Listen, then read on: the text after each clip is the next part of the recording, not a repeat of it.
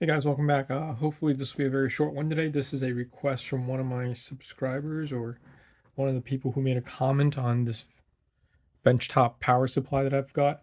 The person I was dialoguing with wanted to see if there was a way to create a dual rail system on his setup.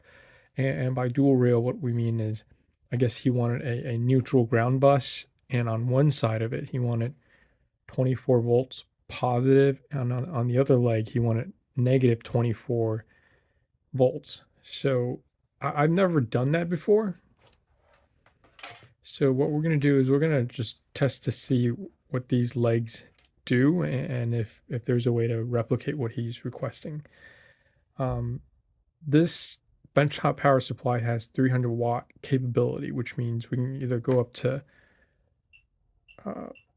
to 30 volts at 10 amps or any combination thereof. So this is as high as you can go. 10.2. Yes, there's a little buffer. Or I think if we lower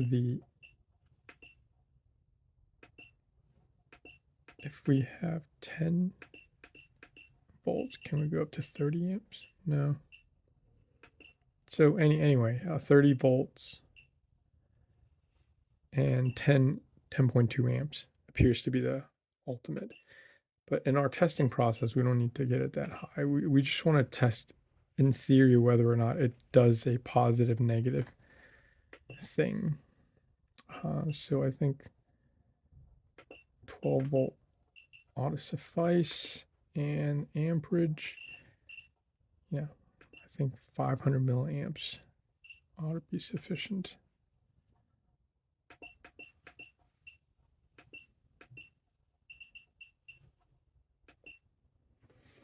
So assuming we have it on voltage, so let's create the output. So it's generating 12 volts right now, but there's no current flow. So assuming if red is positive,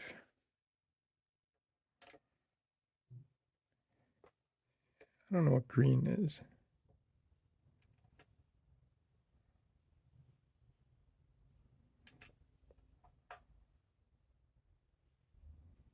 So there.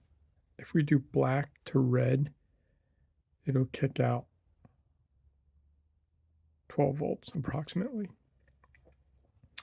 Now, I guess to get the negative voltage, we could just reverse polarity, but I don't think that's what he's looking for.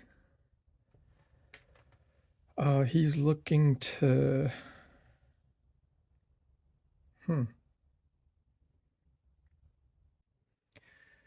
In summary, I couldn't get the process to work to have it kick out a positive voltage on one end and negative voltage on the other.